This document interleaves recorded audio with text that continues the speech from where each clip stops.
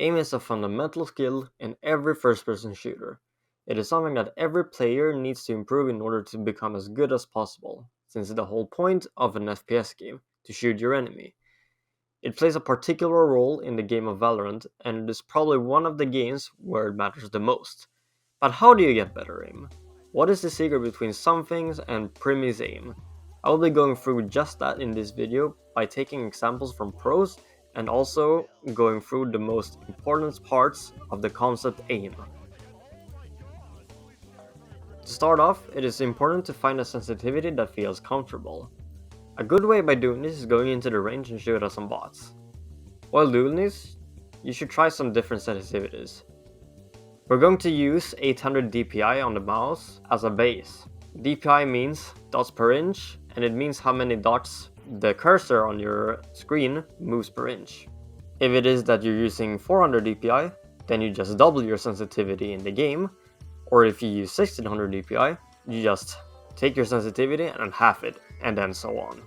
In order to understand what a right sensitivity is, we can take a look at the pros and see what they use. A term that is very useful to understand is eDPI. Effective DPI is your DPI multiplied with your sense in the game. ProSettings.net tells us that the average DPI between the pros is around 267, which is around a sensitivity at 0.34 with 800 DPI in the game. With that knowledge, it can be good to start at a sensitivity like that, since it is pretty average. If you feel that it is too fast, you can lower your sensitivity, but if it instead feels too slow, then you can do the opposite, you raise it. By doing that, you can play around a little and see what feels comfortable for you, and then you have a good start. It is important to remember that there isn't really wrong or right when it comes to your sensitivity.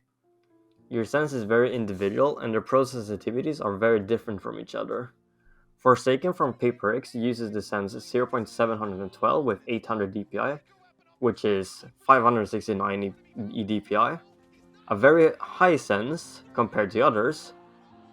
Kayak from Fnatic, however, uses 0.1 with 1600 DPI, which is 160 eDPI, a very low sense. Even though these players use so different sensitivities, they're still seen as two of the best aimers in the world. With this information, we can see that it doesn't really matter what sense you have. Instead, it is more important how comfortable you are with it. After finding a nice sensitivity, we need to understand what makes your aim better. What does good aim even mean?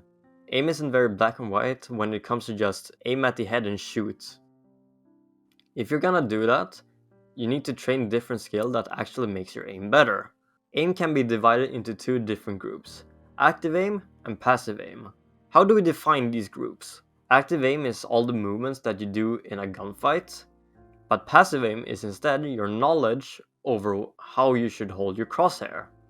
We'll go a little more in depth on what these terms actually mean. So first off, active aim corresponds to around 20% of your aim and can be divided into the following components. Flicks, the explosive movements that are targeted towards your enemy. Micro adjustments, the small adjustments that are made. Target switching, your ability to move your crosshair from one enemy to another. Tracking, your ability to track your enemy with your crosshair. Tapping, to shoot one bullet at a time. Bursting, to shoot small rounds of bullets at one time. And spray control, to be able to handle the recoil when you're shooting a lot of bullets.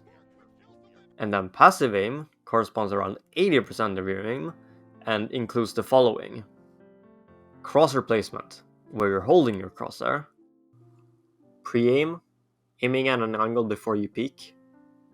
Tracing, tracking your crosshair alongside the wall. And then head level, the understanding of where an enemy's head could potentially be.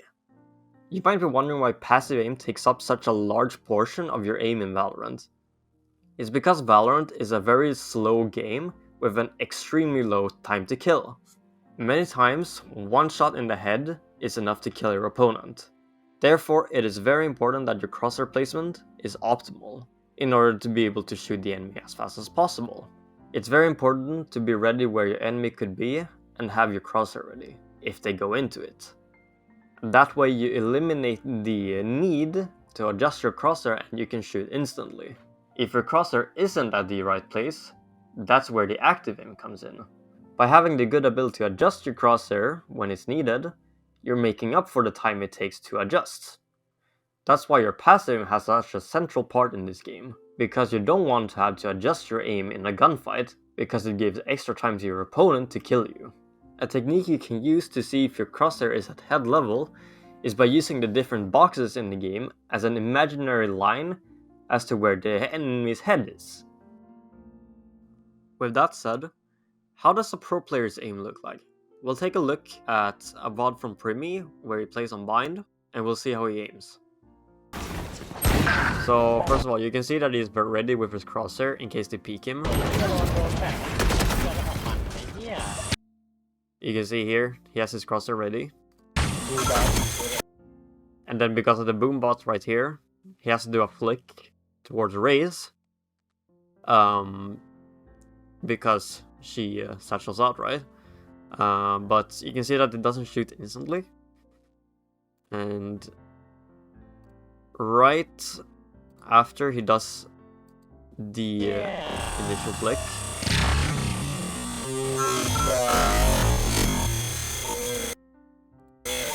you can see that it does a little micro adjustment, then he shoots Raze, right? So he's very patient in his aim, and he doesn't stress things. No charges. And then here, again, he's ready for someone to peek him, so he holds his crosshair just ready for them to peek him. And then he shoots Jet. In order to be able to achieve as good aim as possible, then you of course need to practice. There's many different ways to do that. You can use the range, deathmatches, and aim trainers. All these three have specific purposes that are important in order to get better. In the range, your goal is to improve all the mechanics that are unique to the game. By that I mean gun mechanics and your movement. Being in the range is the most effective way to practice these things, since it is an environment without other players. Therefore you can practice it without any interference, and at the same time you get many repetitions. Deathmatches kind of has the same purpose as the range, but here the purpose is instead to apply these techniques against real players. This way the training becomes a little more authentic, since there is a big difference between shooting at real enemies and at standing still targets. Then last but absolutely not least are aim trainers. These are separate games, you could say, that are made in order to be able to practice specific techniques and weaknesses in your active aim. Two good aim trainers are AimLabs and Kovacs. Kovacs, however, costs money, so AimLabs could be a good start. In this following section, I will be teaching you how to use all of these tools in the most effective manner possible. And starting off, how do you use the range? There are many different ways to use the range, but the most important thing to remember is that the goal should be to improve your in-game mechanics. Spray control, bursting, and movement are examples of things that you should practice in the range. Therefore, your focus should not be at improving your raw aim, because that is more effective to practice in aim trainers. Then what sort of drills are there that you could do? To practice spray control, the best way is by going here and trying to keep as many shots as possible inside a small circle. By using this, you get a great response on how good your spray is. You could also practice your spray control at the bots by doing so-called spray transfers. At the same bots, you could practice your bursts where you shoot individual bursts on every enemy. Between every burst, it is a good idea to step side by side in order to improve your coordination with your movement. It is something that you're going to do in real matches, so it is good to learn beforehand. Why aim trainers? Many people probably wonder why you should use an aim trainer when a lot of your raw aim could be practiced in the range. That is a good question. In an aim trainer, there are many different scenarios that are specifically made in order to improve different parts and techniques of your aim. That way you get very good feedback on what you should improve the most. Some good examples on scenarios that are good to practice different parts of your aim are 1W2TS, which is good for practicing long distance flicks, VoxTS Voltaic, which is good for practicing your target switching, and VTR Intermediate, which is good for your tracking. Already here we can see that the amount of wings to practice your aim at is very big and varied. Then what is the most effective way to use aim trainers? The best way to start is by using Voltaic's Valorant benchmarks. In these playlists you get a very good insight on what parts of your aim that is good and what needs improvement. When you're done you see very easily what you need to improve on, and after that you play scenarios that improve just that technique. If the benchmark for example would say that your flicks are what you need to improve the most, then you play scenarios that are made to practice your flicks. Another very effective way to use aim trainers is actually to change your sensitivity. Oh wait a minute, didn't you tell us that we should use the sensitivity that we think is comfortable and just use that one? That's right, so why should we change it now? That's a very good question. I'll explain. In order to understand this, we need to understand a very important concept. When you're practicing your aim, you're training your muscle groups in the arm and your hand. How does this correlate to your sensitivity? Well, depending on what sensitivity you're using, you're going to train different muscle groups. That's because depending on the high sense you're using, that impacts what parts of your arm you're using the most. If a person would use a very low sense, for example, it's going to need more force and movement in order to move your crosshair. In that way, your arm is used much more in your aim than if you'd use high sense, and then the other way around. But just because there is one muscle group that is used more, doesn't mean that it is the only one that is used.